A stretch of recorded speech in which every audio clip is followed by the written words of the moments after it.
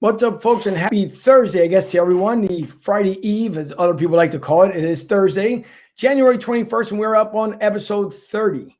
Now, of course, we know there's two important games this weekend coming up, one being the Bills and KC, of course, in the NFC Championship side. But tonight, we're not talking about them. We are talking about one of the most historical teams out there ever. Now, it would be the Green Bay Packers versus the Tampa Bay Buccaneers. That is up and coming this Sunday, which should be a great game. We hear it's going to be obviously cold, according to at least today in the Tampa news here locally. It's going to be about 28 degrees, and they're expecting snow, but now the snow apparently has shifted from Saturday night into Sunday versus it being all game day on Sunday. So will the weather be a factor? Some of us Eagles fans say not, only because we do remember 2003. So I don't know. We'll see if history repeats itself. Of course, Tom Brady and Gronk, no fear of the cold whatsoever because he used to play in New England. So that too could end up helping out this young Tampa Bay Bucs team. But enough of that. Of course, we want to bring everybody on. So we thank everyone who's viewing tonight. Thank you to everyone who views the show, who likes, shares the page. We do appreciate it. All the viewers from Facebook. We're trying something new tonight on Instagram. I'm not too sure if it's going to work or not, but hopefully it will. If not, to everybody else, thank you for tuning in. Let's get the show on the way. I am Angel, and this is Broad Street South Sports Talk.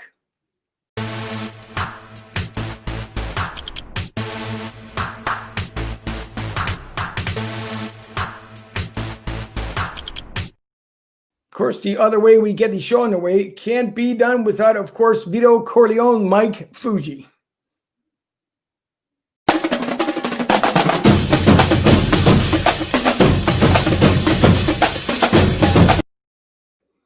Mikey, how are you? What do you say?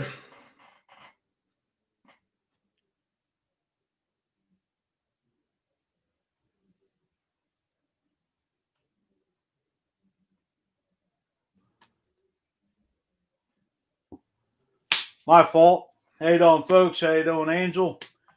Packers Bucks breakdown NFC title game this Sunday, and the Nick Sirianni era has arrived in Philadelphia. Yeah, welcome to Philly, Nick Sirianni. Big things going on here, of course, in Philadelphia as well. We just learned of the new head coach hire was more leaning on apparently Josh McDaniels over the weekend, but things turned probably for the better as of today. And we'll get to Eagles talk a little bit later on. And of course, we'll have some more inside, probably Eagles talk in detail with our sports contributor, the man himself, Mike the Giroux Sherman. Mike, how are you? I'm doing fantastic. How are you guys doing tonight? So far, so good. Can't complain. As the weather is finally starting to make a nice warm turn here in Tampa. I know not so much up north, but we got about 71 degrees today, which is nice, about average. So we're going to bring on, of course, now from the Packers Fan Podcast, two gentlemen, one being Wayne Henderson, which, of course, was our guest earlier this season. And I do remember talking to Wayne earlier when he was on, and I said, go Green Bay, go. Of course, I can't say it too loud again because the other person in the other room. But believe it or not, the producer, and Wayne may be happy about this one, the producer is actually going with the Packers. So let me bring in Wayne first. Wayne, how are you? Hey, guys. I'm doing well. I cannot wait for Sunday afternoon.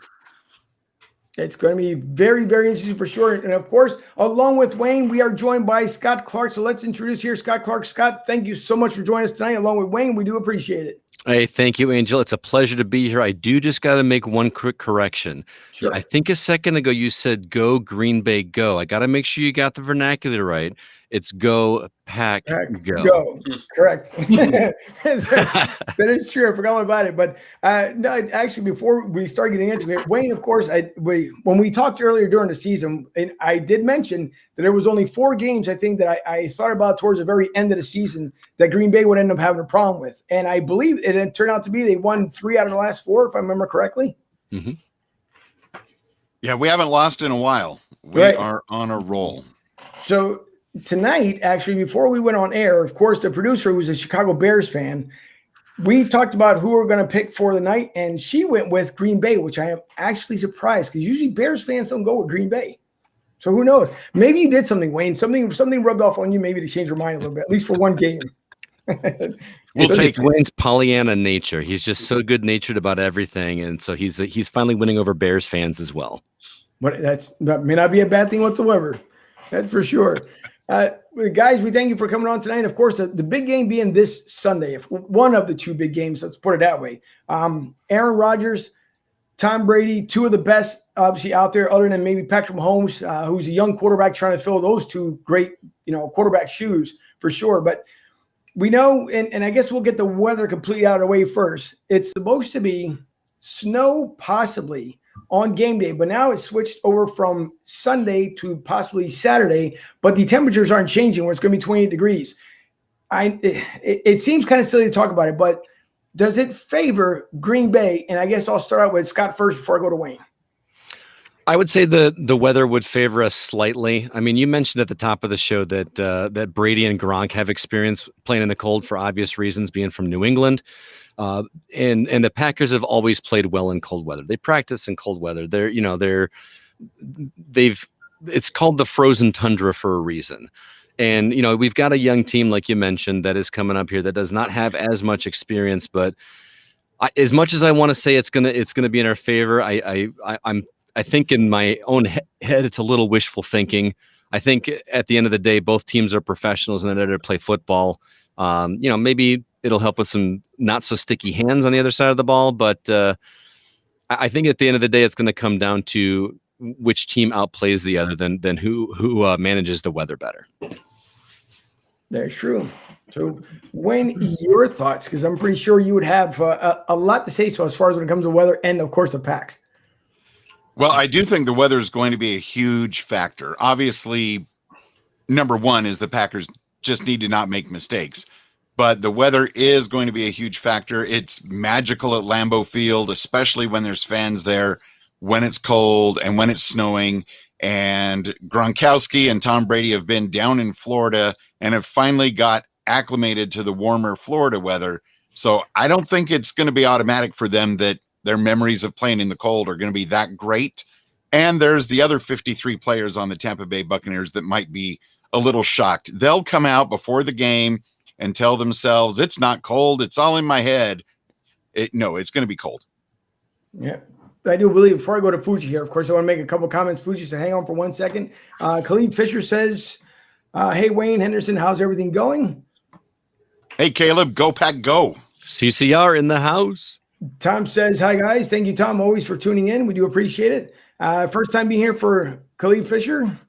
And he says, of course, go Pack goes. I got it. I was told how to say it correctly. So go Pack go for sure. And then David Sherman, the last one before I go to Fuji here, he says, I think the Packers are going to win it all, rematch and repeat of Super Bowl I. So thank you guys for the comments. Fuji? Wayne, Scott, as far as Tampa Bay coming in, going back to week 6, how would you say the Packers and Buccaneers match up from week 6 till coming this Sunday for the NFC title game? I think it's just a totally different season. And what happened in that game, of course, it was down in Tampa. And this is like almost a whole season later. I don't think it'll have any bearing on what happens this coming Sunday afternoon, personally. I have to agree with Wayne. I think that this is very much a grudge match game for Aaron Rodgers. And as devastating as that loss was back in week 6, it has been quite a ramp up of the season for the Packers. They feel like a truly different team than they did during week 6. One of the things that I talk about on our podcast quite often is the overconfidence factor in the Packers. And I feel like they've stepped away from that and they've taken the games a little bit more seriously. We have some little shaky stuff going on in the third quarter here and there, but they are on fire. They are on a mission. And the camaraderie going around that sideline in Green Bay is just something very, very spectacular. I don't know if you guys read the Bobby Tunyon's letter to Green Bay that he published last week, which was just like an inside football or inside baseball, however you want to say it, look at some of the relationship building that's going on in the Packers locker room. And it's just great to see. This team wants it, I think, way more than that younger team over at Tampa wants it. And am I worried? Yes, it's Tom Brady. You always have to worry about Tom Brady. Yeah. But I think Rodgers wants it way more. And he's put together such an incredible squad over there, and they look up to him, and it's going to be a heck of a game. Fuji? As far as, this Tampa Bay defense has been playing lights out. I mean, as far as linebackers, Devin White and Levante David, I mean, I guess they'll be, trying to blitz Tom Brady. What do you guys think? I mean, blitz Aaron Rodgers, my mistake. Well, you're talking about their solid defense over at Tampa Bay, but you know who else had a really solid defense? The Rams. And look what we did to them last week. So That's if we true. can handle Very the true. Rams, I think we can handle the Tampa Bay defense. Again, if that overconfidence is not a factor and we go in it and just want the game, want that W more than the Bucs do. I think if you look at things, Aaron Rodgers is putting together an MVP caliber season. And for a game like this, I think a lot of people would think, well, this is going to be all about Rodgers airing the ball out to Devontae Adams and racking up over 300 yards. But you're talking about a cold weather game where it might be wet out there, where they may have to rely on running the ball. And the same thing on the other side of the ball, right? Tampa Bay and the emergence of Leonard Fournette, how they've been able to run the ball as well. Can you talk about what you think the game plan is going to be for the Packers as to whether you think they're going to air it out or whether they're going to rely more heavily on the run for this upcoming game? I think with the weather being some sort of factor, whether or not snow comes before the game or during the game, I do think they're going to try to establish the run. We do have 3 top running backs right now, so we can just mix it up and shuffle them in and hopefully get that ground and pound game going so that they will respect the pass later on after we hopefully get their defense nice and tired. I agree. That's one of the things that I love about this squad, and in the last couple years under Matt LaFleur, is that the Packers have become much more well-rounded than they ever have in the past, in my memory anyway. For the first time in a long time, not only do we have a solid passing game with Aaron Rodgers and his squad, but also our running game is solid. We've got both of those things going. So as long as they spread it out and keep that defense guessing, we've got a solid chance. And like Wayne said, 3 solid running backs. I mean, I know everyone's pointed at Aaron Jones, who had a great run in the first play of the second half last week, but Williams is still doing things, and even Dillon is starting to show up, which is really awesome to see. And I just want to bring up one more point, Scott. You had mentioned about the whole grudge match factor between Green Bay and Tampa Bay. You look at what Tampa Bay last week, where they had the grudge match going up against the Saints. And, when you have that situation going in, when the one team has a chip on their shoulder, there's definitely a possibility that team has a little bit more to play for. So I think it's a great point that you brought up about the grudge match factor between Green Bay and Tampa Bay. Well, plus you factor in the fact that we're playing at home this time. I mean, I know that there's not as many fans in the stands because of the pandemic going on, but as we were talking about before the show started, there's something magical about Lambeau. I would give anything to be there this weekend. It would just be insane. But that's definitely going to play in our factor, especially with how many fans they're allowing in there now. And like they say, revenge is best served cold. Well said. Yeah, this is so true. And before we go into some about Rick Trent here made a comment on here on the banners. The one thing I want to bring up here, of course, if by some chance Aaron Rodgers needs something to do in the offseason, I will tell him exactly where to go. He can go over to Last Out Media and talk to Vincent John, and maybe get some pointers on how to become a broadcaster or a podcaster. If you would like, just say in case there's something coming on in the offseason. But I seriously doubt, obviously, Aaron Rodgers is looking to go away into that very night. But speaking of, and I'm going to bring back Rick's question here, or his comments. So he put down earlier MVP Rodgers. Of course, he's having that type of season. So to you guys, and it's a big change. If you look at Aaron Rodgers, and you can see it even from last year going into the postseason versus this year, he seems more focused. He seems more determined. What makes him I would say at least the lead candidate for MVP this year versus Patrick Mahomes? I mean, the numbers don't lie, Angel. I mean, just look at the stats if you need anything else. But on top of that, just the leadership mentality. Again, going back to the letter that Tunyon wrote a couple weeks ago, he talks about the leadership that's not only coming from Rodgers himself, but from the other players. There's a spot in there where he's talking about Bakhtiari talking to him at the dinner table and saying, "Listen, you need to step up and do your part and make this happen." And that's filtering through the entire team. And it's easy to give that credit to Rodgers for obvious reasons, but I think he truly deserves it. He is leading this team. People are happy to work under him, and the camaraderie is amazing. Wayne? Exactly what he said. Well, now I'm wondering. We know that obviously last year he was involved with Danica Patrick, and we know there was a lot of stuff going on there. During the season, maybe a little off-season stuff. So, and I don't ever want to take away anyone who's married or in sports, but it does always seem that anytime there's that little involvement, girlfriend, new baby, all the good fun stuff, that something goes awry. So it's nice to see that Aaron Rodgers came back to being who he was prior to last season. So this is going to be for me at least a big game, just like it does with Tampa Bay. Tampa Bay down here today, just kind of give you like the rundown, I guess, with the local broadcasters. So you can see as far as a practice, but not the same as if you were turned on to, let's say if there's a Green Bay 6 channel, for example. You get to know a little more about the team. You get to know a little bit more about the X's and O's without obviously giving away too much. Here it's more, I guess maybe it's even because it's the South. It's the ho-hum, here come the Bucks. And I know they're going on mentality because Tom Brady, obviously what he's done, he's got 6 rings behind him. May not be all legit, but he does have 6 rings behind him. And he's looking for that 7th one. But Tom Brady obviously is looking to break records because he is 3 touchdowns away from 80 postseason touchdowns. And that is kind of one of those things that has making him kind of the greatest of all time. But I would like to see Aaron Rodgers. I think the last I checked, I don't know if he was up in the 50, 53, or 60 mark, but I know Aaron Rodgers himself has had a lot of postseason success since he started in the league.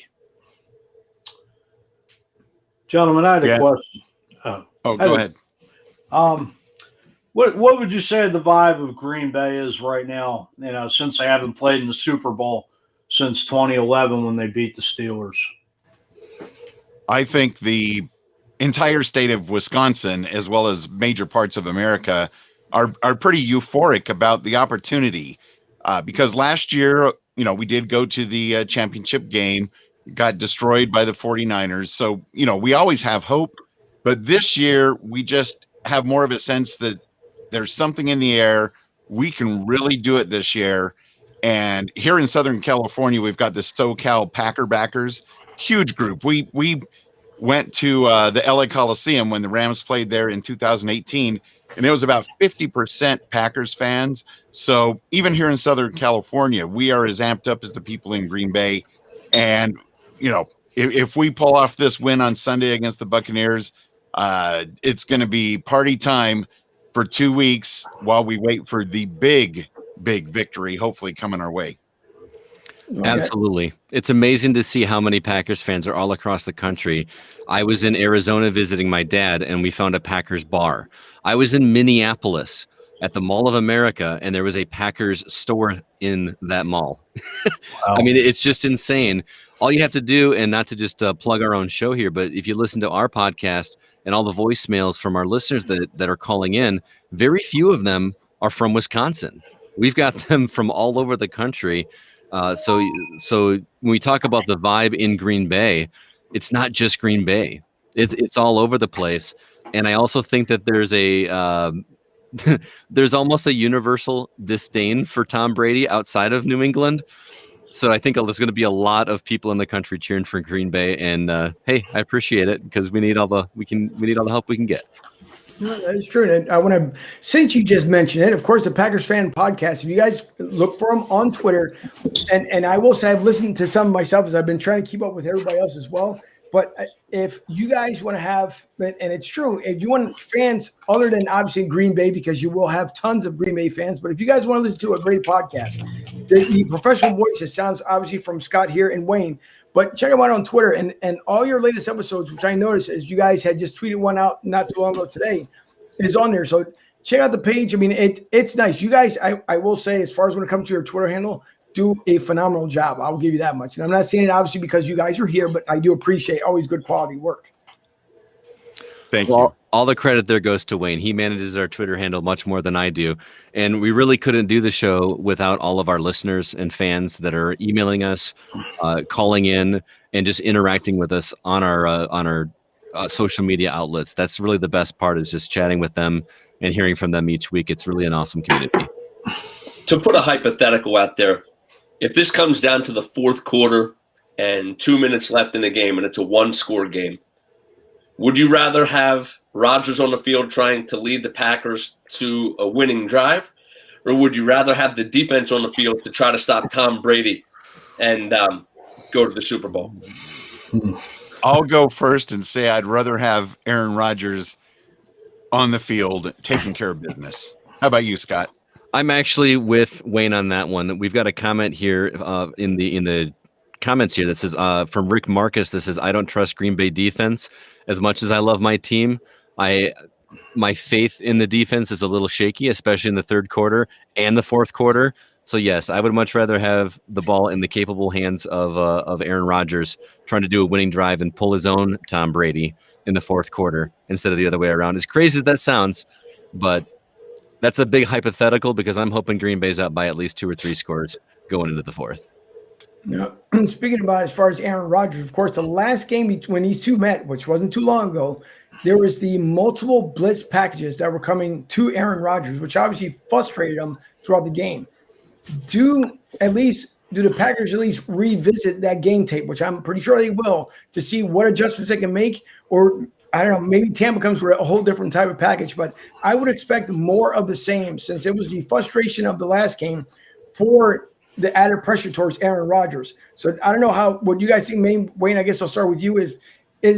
Will Tampa do the same thing as, I guess, the last game is what I'm asking here, as far as the blitz package?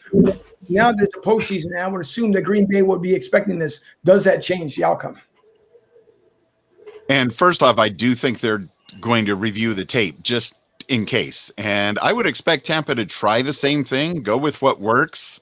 But, I do think they've got something up their sleeve as a backup plan in case we've adjusted. They're going to adjust, and it's going to be seesaw throughout the game. Right. And I also think that, and not to repeat myself, but not only look at the Tampa tape, but look at the Los Angeles tape, because whatever we did last week, that confidence that offensive line had, Aaron Rodgers was not sacked against the number 1 defense in the league last week. If we can repeat that, we've got a decent chance if that holds up.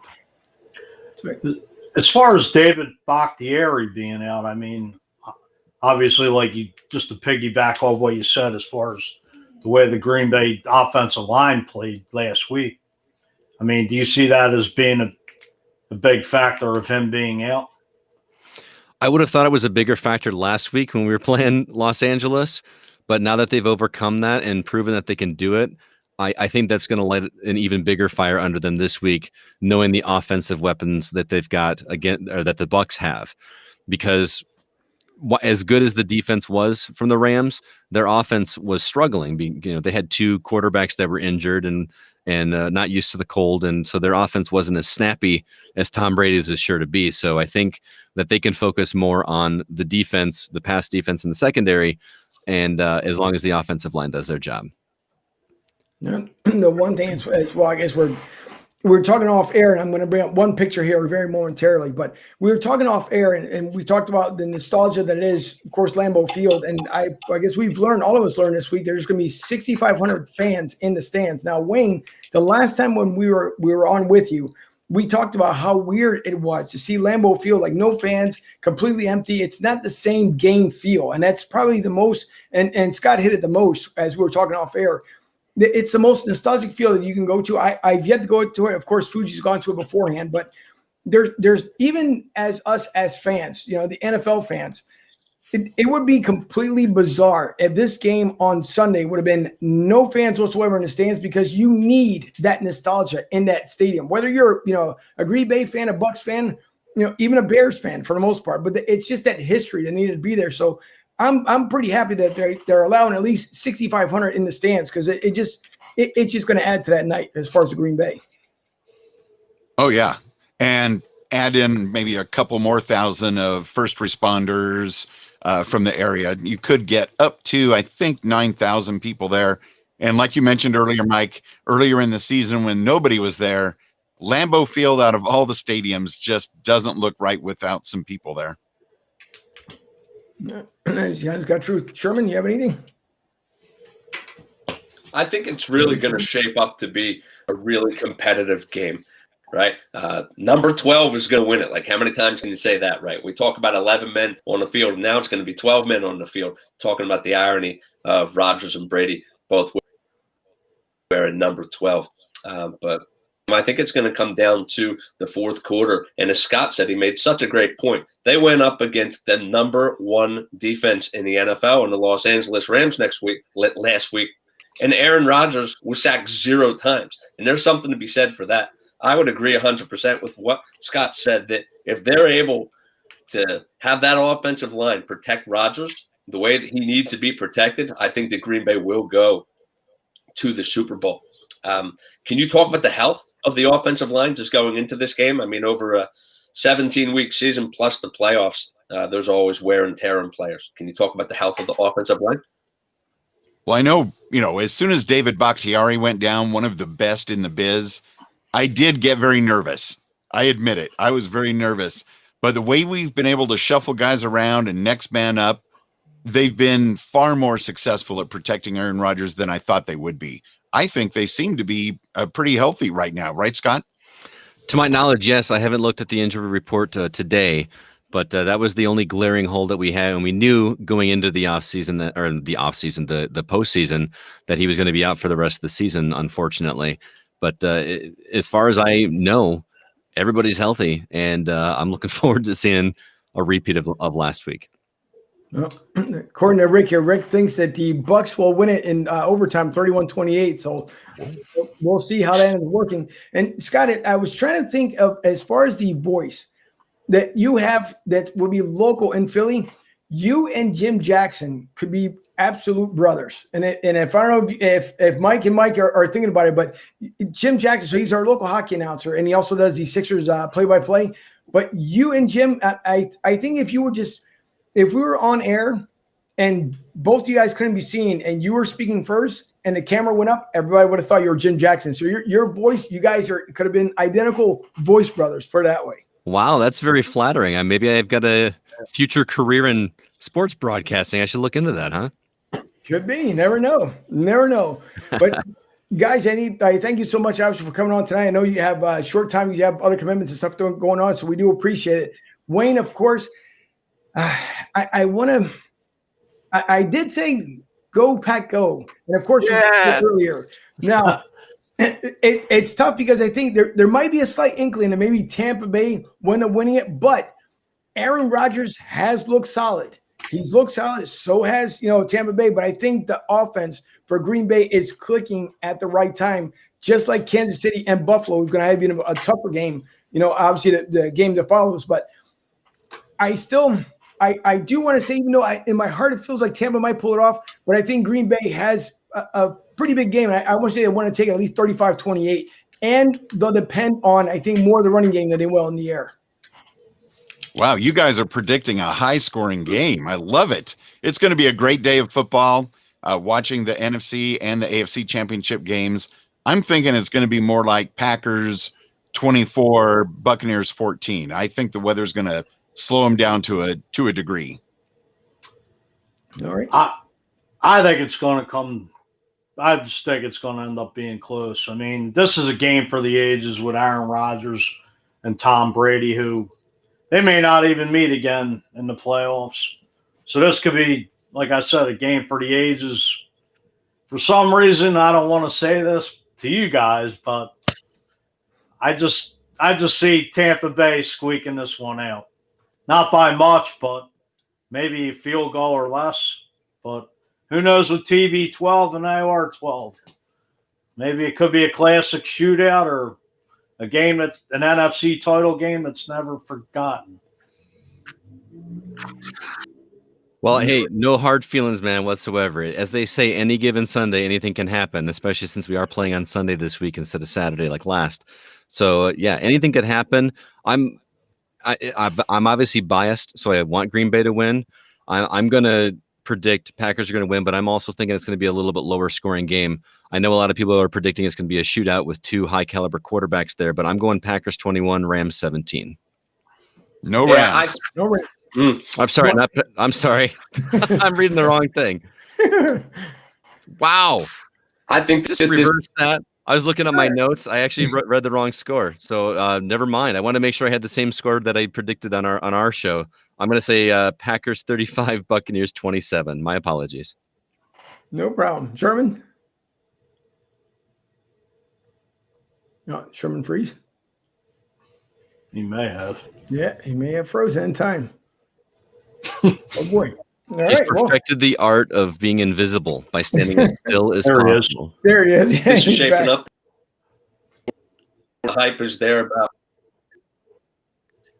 as much as the hype is there about AR-12 with the fact that the weather is going to be cold and maybe a little bit wet. I think you're going to see a lot more running in this game. So I have to agree with Wayne that it's probably going to be a little bit more low scoring. I'm going to go Packers 24, Tampa Bay 23. I think it's going to be really close. Wow.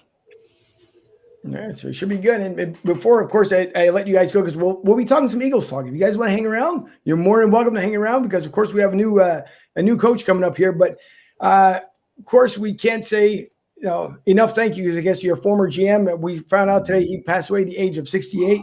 I'm pretty sure with doing a lot with Green Bay, Ted will be missed. I know the level of respect the Green Bay fans, along with Aaron Rodgers, Matt LaFleur, those guys have had beforehand. I mean, it goes pretty much long way. So to Ted and his family, and we're in your thoughts and prayers. We hope that obviously it's tough to deal with the death. I don't know how you guys remember Ted, but if you have, and then a Ted story, at least what you guys know of him and want to share it, we'd be more than happy to hear it. I just know that for the longest time, Packers fans, we would say in Ted we trust when it comes to the Packers. And after all, he is the man that drafted Aaron Rodgers. I think that says a lot. Yeah, I'd agree. Yeah, he's the second. This is the second notable death that we've had this season after the we lost a offensive coordinator from Super Bowl 20. Defensive coordinator from 2011. And I think the hashtag on Twitter right now is win for Ted. Hashtag win for Ted. Yeah. So all the more reason that the Packers really want this W this weekend. We'll see. It's going to be. I'm looking forward to it. I think it's probably one of the bigger games this year. It's a lot of history from, of course, the Green Bay side, and I guess for the Tampa side would be, can Tom Brady win without cheating? And I'll kind of look away as I'm saying it because this will be the first time he'll be able to do it without having all the accessories that he's had before, deflated balls and all the good fun stuff. So we'll see. But guys. Of course, Wayne, Scott, thank you so much for joining us tonight. And like I said, if you guys want to hang around, you can. We got, of course, our new head coach. So it's up to you guys, whatever you guys would like to do. I've got to run. I do as well. I got another call I've got to jump on.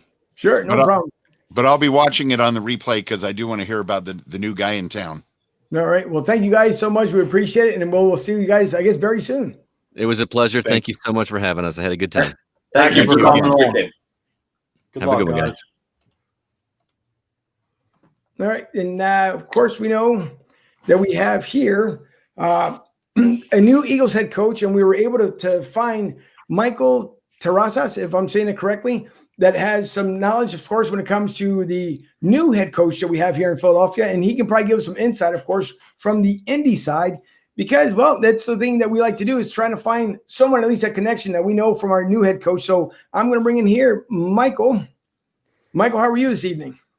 I'm good, guys. Thank you for having me on. It's one hell of a day. Colts fans are experiencing a lot right now, but I'm excited to talk about y'all's new coach, man. Thank you for coming on.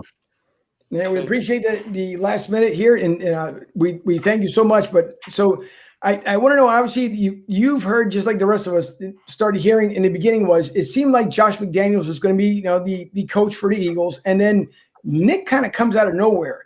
Were you guys starting to hear grumblings, or at least other teams were wanting to want Nick, or is it one of those things that maybe next year he was going to be the hot ticket for the 2021 season? Well, talking to a couple of sources that I have, Nick Sirianni, it was completely out of the blue. They expected him to get some noise about, play caller, offensive coordinator type stuff, possibly in Detroit or stuff like that. But the Eagles, man, they came, and the biggest thing that did it was Chris Ballard and Frank Reich both gave a huge vote of confidence for Nick. And Nick, he is a great coach. Great coach. I've never met him personally, but I do know that he has had a lot of experience game planning for Andrew Luck, for Jacoby Brissett, who is a respectable quarterback, and then for Phillip Rivers. I mean, you talk about the knowledge that this guy has been around and the knowledge that he's been under with Frank Reich, because I strongly believe Frank Reich was the mastermind behind that Super Bowl run in Philadelphia, because the nosedive the Eagles took after he left, it was noticeable. And what Frank has been able to do, what he's been able to teach these guys in Indy, Nick is coming from a very strong organization in Indy, and Philadelphia is very lucky to have him. It's definitely a surprise to me personally, but hey, man, I cannot be more happier for the guy. No, that's what we're hoping for. And Mike, I'll give it to you in a second. Of course, our newest head coach from Indy, and we do have a soundbite from him, which the only soundbite that at least that I can find from Nick trying to pump up the, of course, his own team, his former team, I guess now, the Colts.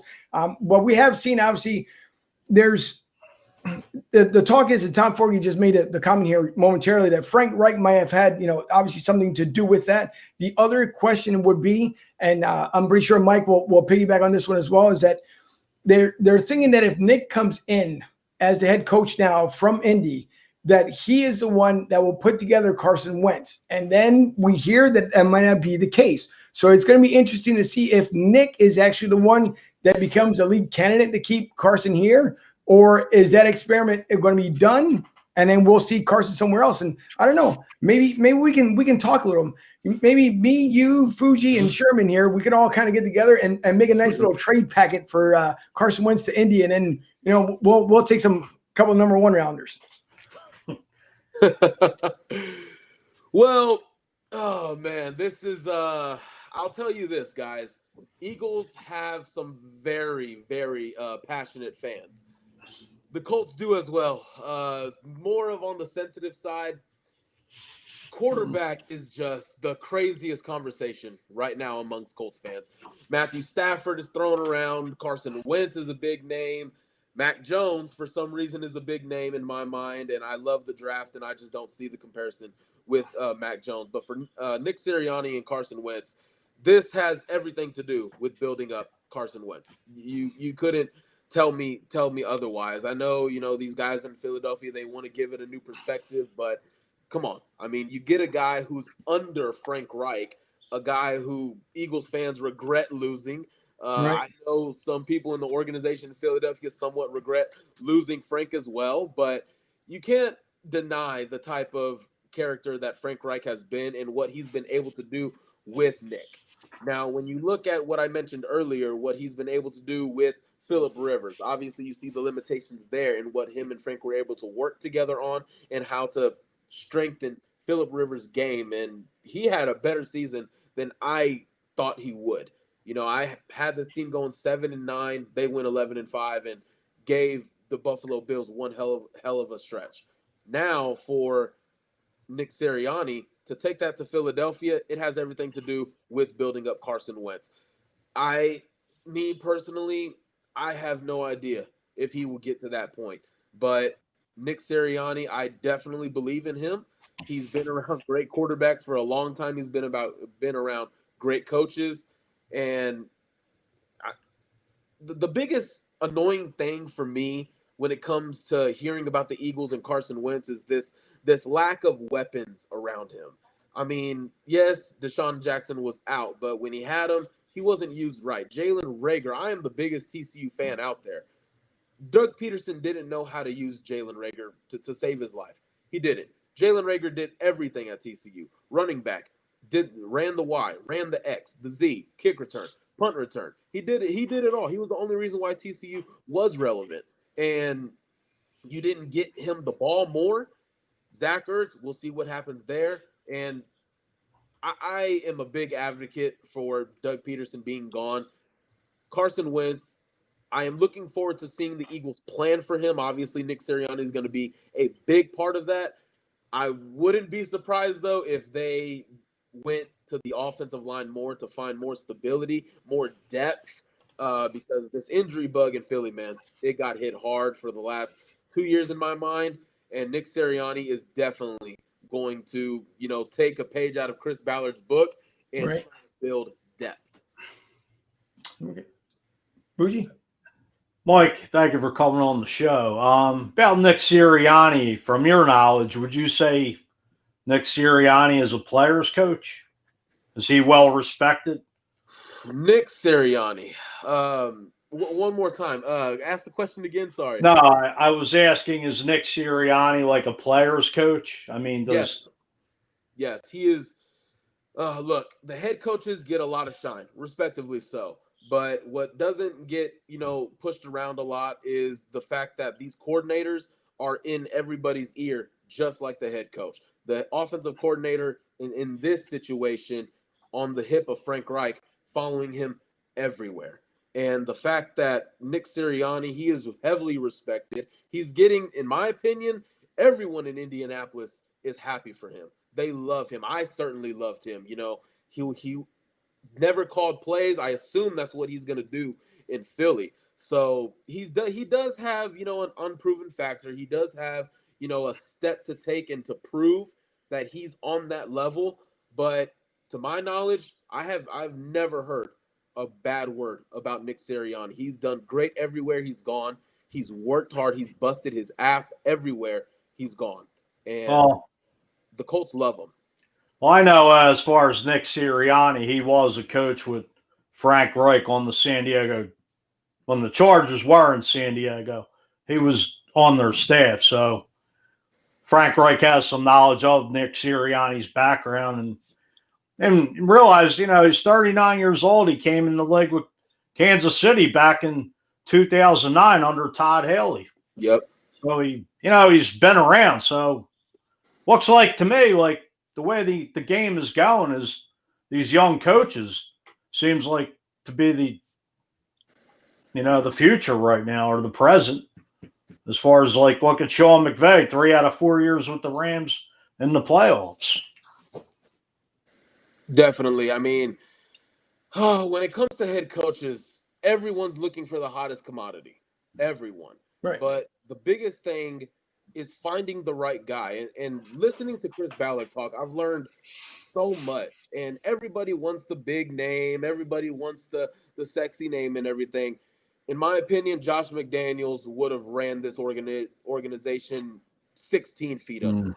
It's just, and maybe that's a little hatred from how he treated us and how he reneged on all the coaches that went ahead and moved their families to Indy. But I just don't see the appeal with McDaniels. I never did. I mean, it's hard to say, but I can't be more on board with Nick being in Philadelphia, and I'm rooting for him. Obviously, whenever it comes time to face Indy, you're gonna have to take an L. But I cannot wait to see the staff he puts together. Do not touch Colts defensive line, Brian Baker. Do not touch Jonathan Gannon. But I can't wait to see it, man. I'm already torn in the NFC East. I'm a big fan of Ron Rivera. I love that man and what he was able to do. If I was a voter, he's my coach of the year. Screw Dallas. Exactly. I hate Jerry Jones. I hate how they treated Tony Romo. But Nick Sirianni, I think, in my opinion, all the knowledge he has, everything he's learned, he has a lot to prove in Philadelphia. And something tells me y'all have a great future.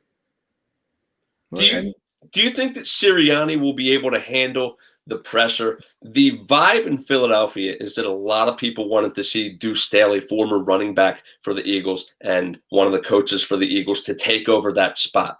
And he got an interview with the Eagles, but they ultimately decided to go with a name that nobody had been talking about in Nick Sirianni. Do you think that he'll be able to handle the pressure, especially due to the fact that he's getting into a situation where he has a team with a bit of a lost locker room? It's a divided locker room, a team that went 4-11-1 this past year. So he has to understand that going in to this upcoming season, even with whoever they draft at number 6, it's not going to be an instant turnaround with some of the heavy hitters of the NFC. Do you think that he'll be able to handle that pressure?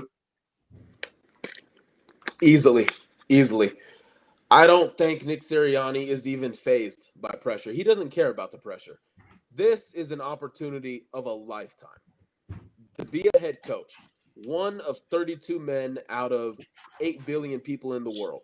And that's why I always say, even with the Texans job, as undesirable as it is a head coaching job. And for Nick Sirianni, in my opinion, I don't think there's any pressure. There's none whatsoever. This franchise was injury depleted, just injury depleted. Yes, the major question is what's going on in that quarterback room? What are the feelings in that quarterback room? You know, Jason Kelsey had interesting comments to say about benching Carson Wentz. He didn't say that directly, but indirectly he kind of said it. And it's going to be about setting his foundation. He doesn't care what the outside noise is. And yes, Philadelphia is much different than Indianapolis. Media are just they don't care about your feelings. They're coming after you. And it's about the foundation that he's going to set. He's going to set his team in the right direction. He's going to say, look, I don't care about the feelings. I don't care what happened before, all this stuff about the quarterback, all this stuff about injury. I don't care. It's about what we're doing forward. And some of the part is just sometimes as a team, as a locker room, you just got to come together.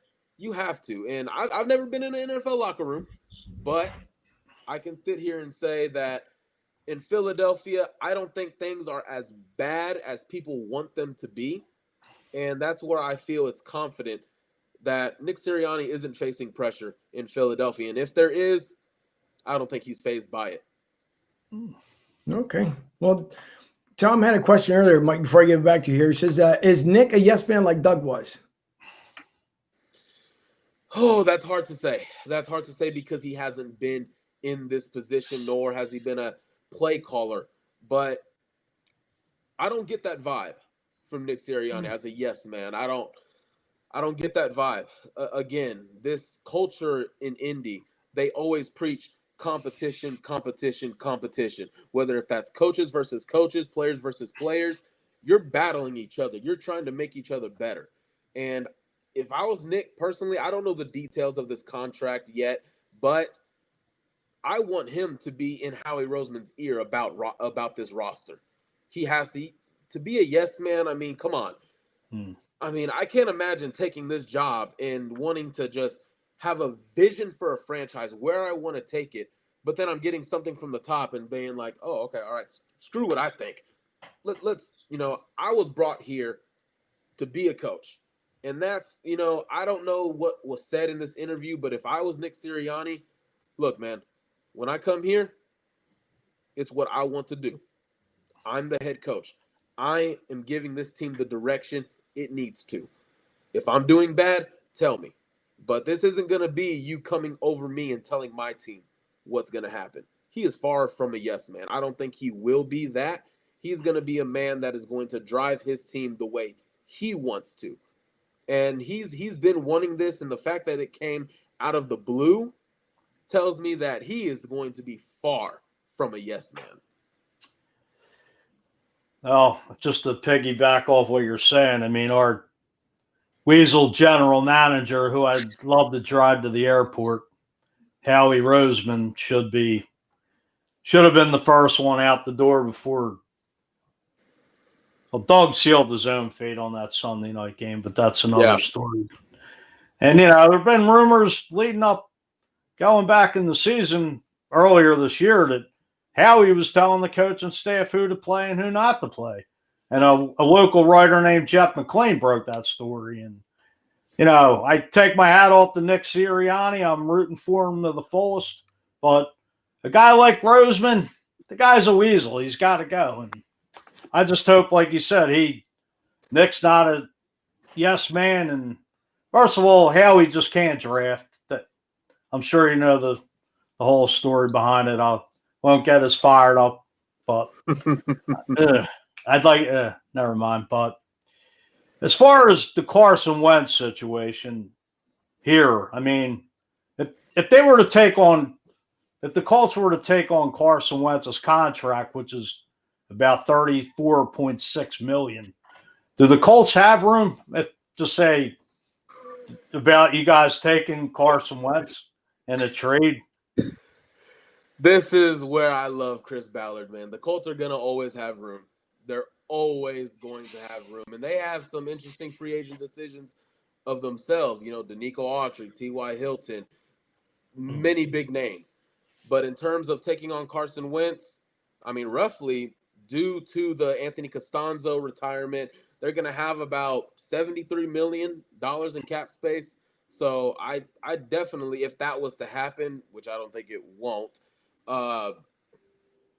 it would be very, very easy to fit him under the cap. Is Jalen Hurts part of that conversation at all? Oh, man. If you're Nick Sirianni, this is a very interesting question. And I'm sure he's probably asking for advice, you know, maybe to Frank Reich. Because the guy was there and he coached him. But for Jalen Hurts, I would love to see him compete for that starting job. My biggest knack on quarterbacks these days, especially Lamar Jackson, stop running so damn much, man. Right. I mean, my goodness, Yeah. It works until it doesn't work anymore. And the passing, I would definitely want to see those two improve. So for Jalen Hurts, I want him to have a free shot. I don't think coming into this year, it should be automatically Carson's job. Not after the 2 years that you just put together. But is there any talk in Indianapolis of Jalen Hurts possibly coming to Indianapolis now that Phillip Rivers has decided to retire? I know you threw out some names of Wentz and Stafford, but is there any talk of potentially trying to go after Jalen Hurts? Not at all. Not at all. Zero consideration. The word that I'm hearing around Indy is Jacob Eason. They're not quite sold on him yet. Chris Ballard said that. Matthew Stafford is something that Chris Ballard has thought about. Obviously, it's early in the evaluation process. But for Jalen Hurts, I was not expecting that question. I don't see it. I don't see it. I love Jalen Hurts. I think he is a phenomenal leader. He showed a lot at Oklahoma, a lot that I thought he would show. And I think staying put in Philadelphia is best for him. And honestly, in my mind, guys, I think he's the future in Philadelphia. With Carson, in my mind, I just feel like it's just too far gone for him. I mean, all these stories we've heard about not being a leader, rubbing guys the wrong way. You're the quarterback, man. That can maybe work for your center. That can maybe work for maybe a tight end. But the face of the franchise, I don't think so. But for Jalen Hurts to Indy, no chance. Well, we'll see. Nick. Go ahead, Mike. No, go ahead. Right. I think it was Rick Marcus had the thing up here saying that Doug Peterson, of course, he's available as your for offensive coordinator. So if you guys are looking for one, you can always insert there Doug Peterson. And there's another one that came in here where Tom says, I heard Sam Darnold from the Jets to the Colts. Yeesh. I don't know about that one, but that would be beyond interesting. I have heard that rumor along with Matt Stafford. For Sam Darnold, well, first off, about the offensive coordinator, I just received a text that Colts quarterback coach Marcus Brady is now the new offensive coordinator. So earlier today, I tweeted out that Doug Peterson is a good potential choice, although I'm not sure how committed he is to football right now. But Marcus Brady is now the offensive coordinator, which, you know, I expected him, or y'all are familiar with him, Mike Groh, our wide receiver coach. So congratulations to Marcus Brady. Thank you, Jesus.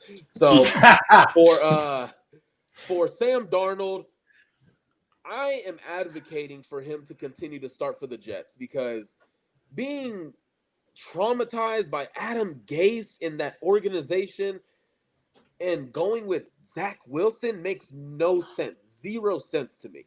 It makes 0 sense. Stick with Sam Darnold. Put elite playmakers around him. Go get Devontae freaking Smith. It is the easiest choice to make. Or Jamar Chase. I don't know who wide receiver 1 is right now. But Sam Darnold needs to stay in New York. Now, Sam Darnold to Indy. Oh, man. I would be open to it, depending on the compensation. I think a first and a third could get it done. If they're asking for 2 firsts, I'm out personally. But then again, The price for quarterbacks, man, to find your franchise, Buffalo had to spend high. Kansas City had to spend high. It's the cost for a quarterback these days. I would be intrigued by Sam Darnold. He's one of the very few guys I'm high on. If he were to come to the Colts, I'm on that wagon. Him, Matthew Stafford, I think are the only two in my mind right now. It is a hot topic in Indy. I haven't heard anything from inside. No insiders have gotten with me on that. Right now, it's very early to determine, where they are in trade purposes, because usually around the time of the combine is where things start to ramp up, where agents start coming together with general managers, coaches, and everything. So right now, very early for the Sam Darnold talk. Just to piggyback off what you're saying regarding Sam Darnold and the Jets, our old assistant, he used to be under Howie Roseman, Joe Douglas, is the general manager now of the Jets. And the Jets got quite a few picks, going into this year or next year's draft. So, I mean, like you're saying, as far as sorry, I lost my train of thought for a second, but just saying, I mean, the Jets already have like a ton of picks. I mean, it's already been rumored about them maybe trading for Deshaun Watson in Houston. Hey, I mean, getting back compensation for Sam Darnold and then going out and getting Deshaun Watson is not a bad idea. I wouldn't blame the Jets if, and only in this scenario, if they moved on from Sam Darnold, if they went and got out and got Deshaun Watson. That is brilliant in my mind, receiving compensation, now loading up, going to Houston, saying, hey, look, man, we want Watson. What's your price? We have the capital. We have the money. Here you go. The draft capital, sorry. We have the money. What's your price? That, in my mind, that makes sense. Man, as a Colts fan, I'm loving what's going on in Houston right now. Feel bad for Deshaun Watson because he is such an amazing person, amazing player. But Sam Darnold possibly being moved, Deshaun Watson in New York, it could be. If I'm New York, I'm definitely looking into it. It's a top 5 quarterback in the league. Right. Well, I want to bring up, of course, we got one piece, I guess, of Nick in action. And I want to bring it up because I want to see, of course, your reaction as he exits away from the Colts. Sorry for taking him away from you. But and, of course, coming to Philadelphia. So I'm going to show the video right now. What's up, Glow? I'm mic'd up. See, they're taping us right now. Catch it. Catch it. I'll give you $100. All right, Jonathan. Whoop! This is the one you fumbled last year, 1-2. There you go. We got to own this route right here. You can get a little bit more. Now, you'll feel it when somebody's on you if you can't, but you can get a little bit more there because we're trying to get this to you catch and go. Harris, at some point, get vertical. I got the GoPro and everything. Good. I go over top, you back shoulder. With the GoPro? You got me with the GoPro? I like this at the top because it's like when you were in high school with people and you just do that and they would flinch. That's what it feels like as a receiver. You didn't flinch when I went to hit you. Why not? You're not scared of me? What is your best attribute? Yeah. Huh? Yeah, then after you catch the ball, you're a beast with the ball. But you got to practice that. You got to catch, and everything you got to catch and burst. Catch and burst so you get in that habit. Dig. Go off the ball. Dig off the football. Chad, flip your feet. Good call, Jacoby. Right? That's what we did.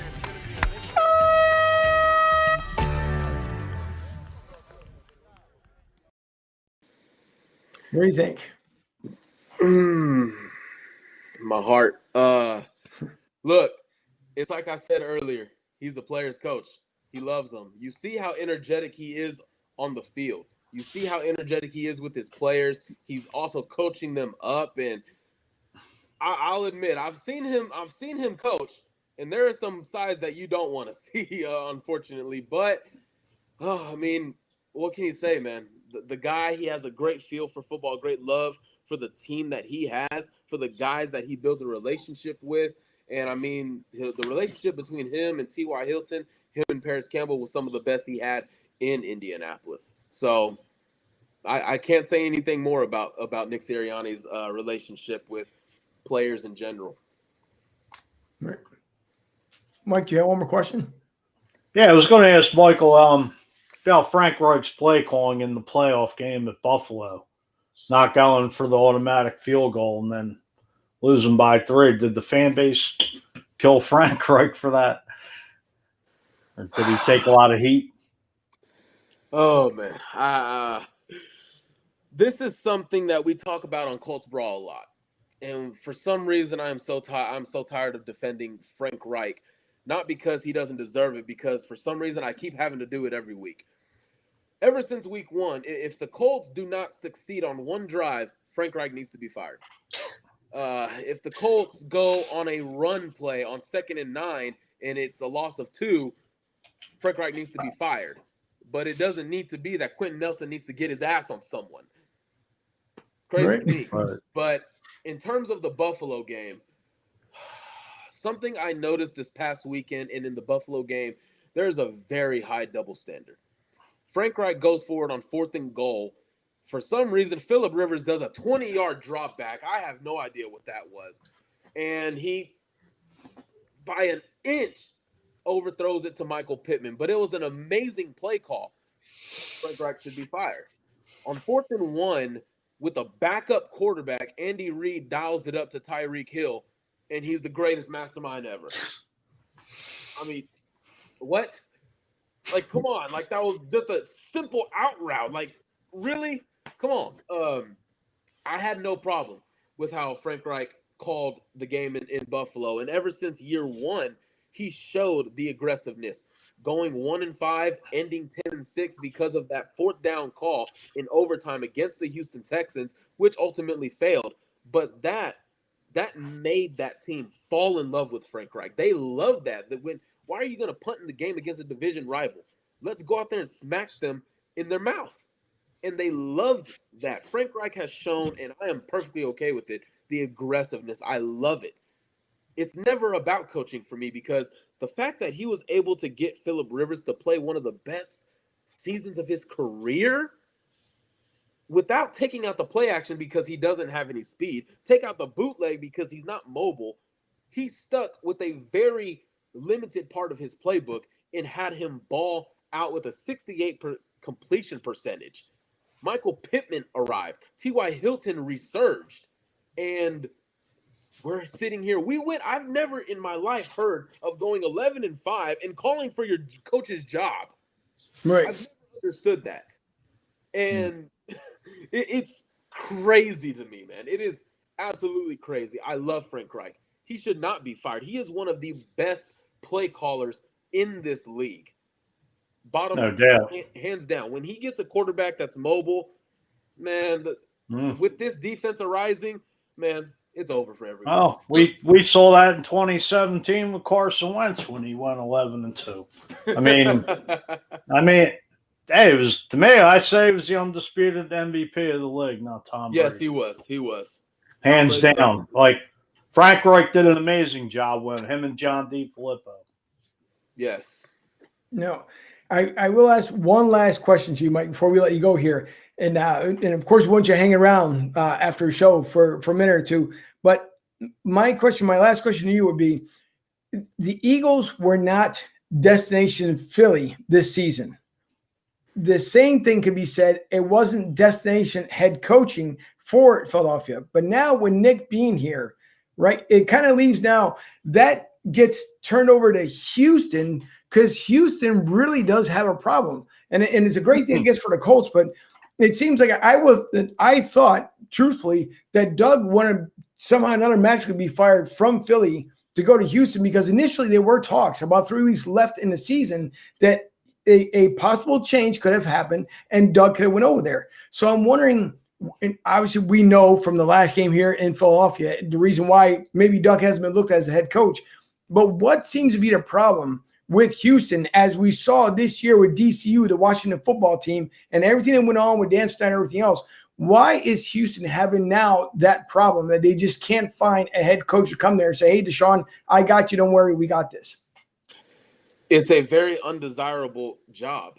I mean, first off, let's start from the beginning. Who in the hell trades the best wide receiver in football for a running back? Who David does that? Johnson. So now you lost that elite player. You lose compensation. Now you go out and you lay an egg in the season. Now, I'll give Bill O'Brien credit. I thought at the beginning of the year they just had a rough stretch. Boy, was I wrong on that, thankfully. But you have no picks. Your quarterback wants out. There is no talent on this roster. Who wants to come to Houston? And right now, from what I'm hearing, Matt Eberflus to Houston, it's a good possibility. But he is just wrestling with, what in the hell am I going to do when I get to Houston? It's crazy. If I was the head coach going to Houston, I'd simply say, you cannot fire me in the first 3 years because of how this team performed, because I had nothing to do with it.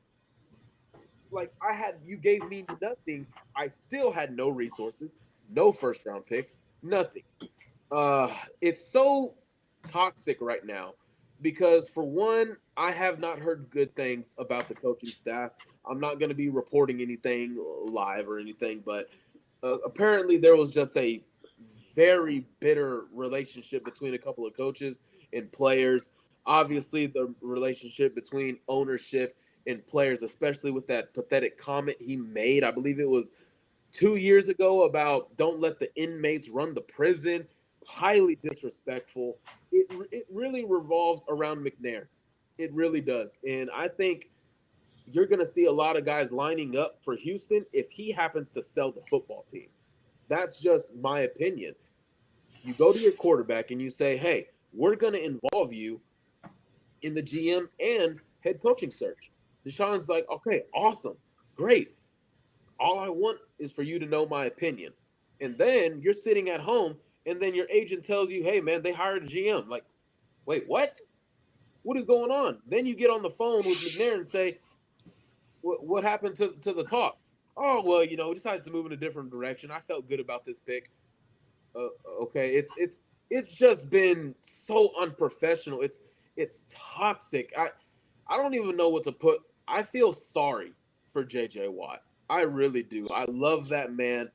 And former TCU Frog Ross Blacklock, I feel sorry for him. Oh, man. In Houston, it is a mess right now. And whatever coach goes there, they have to be saying, I want roster control.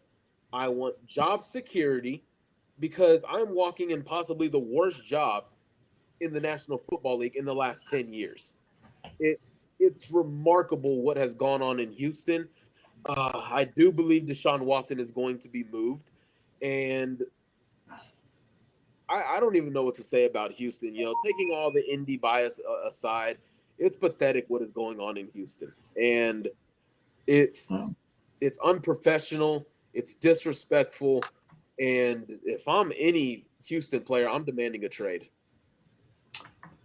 Well, just to piggyback on what you're saying, I mean, they did give up their first round pick to Miami for Laramie Tunsil, and it just seems like that team's just a dumpster fire, that whole organization right now. Like, who the hell's got the desire to go to Houston, the coach?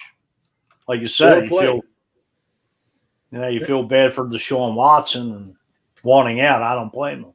But at the end of the day, as undesirable as that head coach position might be in Houston, there's 32 teams in the NFL. And as Michael said before, with 8 billion people in the world, there's 32 spots. And if you can get that spot, even if it's as bad as the Houston spot or the Jacksonville Jaguars spot or the New York Jets, you're going to take that position. That you can say you're one of 32 people who has that position. But I do agree that Houston is a mess right now. You don't get rid of DeAndre Hopkins, who is one of the best wide receivers in the league, when you have a quarterback like Deshaun Watson. No wonder he wants out. And if he goes, they're just going to have to start from scratch, and it could be a 5 to 6 year rebuilding process, which, as an Indianapolis fan, you got to love that. Like, let them in Jacksonville be at the bottom of the division for a while. Yeah, that is. Yep. And I'll say this about Houston. This didn't just come out of the blue. This has been brewing for the last few years, and it started with Bill O'Brien. He never had the greatest relationship with Deshaun Watson. Clearly, everything came out about him and DeAndre Hopkins, and also with him and J.J. Watt. I applaud J.J. Watt for standing up for what he believed because he knew he was just a mess of a coach. He had all the roster control. He was disrespectful. He had just a smugness about him like, dude, you're not Bill Belichick. You've accomplished nothing in your career. Really? You won the division when Indianapolis was down and they didn't have a quarterback or a defense. But you think you're all high and mighty. I mean, he just had a smugness, the way he carried himself. I'd be shocked if he is back in the NFL this year. Well, I feel like before I end the show here, I should be like smacking my desk really hard saying, that was Football Talk with Michael Terrazas. Let's not play around because it's actually really good talk, Mike, and we're glad that Sherman put it together here at the last minute, and we do appreciate you, of course, coming on. But listen, there's a lot of success obviously coming Indy's way. I mean, you can see it. It's been a slow building process ever since, of course, Peyton's been gone. I think that Indy's going to get back to where they were beforehand. Houston will continue to have their problems, and they'll find somebody eventually. I don't know. I'm pretty sure they can get Chip Kelly 2.0 out there, somewhere if needed be. So. Yeah, it could be Destination Chip. Who knows? But we do thank, of course, you for coming on. And like we said, hang on here after the show for a little bit. And with everyone else, Tom, Rick, a couple of other people that I forgot to mention here. But thank you guys very much for tuning in tonight. We do appreciate it. Of course, Sunday we'll be here live 1:30 on Sunday for, of course, we're going to be breaking down the two matchups, KC Bills and, of course, Green Bay, Tampa Bay. So that should be interesting. So join us again on Sunday at 1:30. This Sunday live, we'll be back on. So we will see everybody then. For my co-host, Mike Fuji, Vito Corleone, Fior Demando, for the sports contributor, the Guru himself, Mike Sherman, of course, for Michael, the Indianapolis Colts broadcaster for the night. We do appreciate, of course, you coming on, and everyone else. We will see you on Sunday. Have a great night and enjoy the upcoming weekend.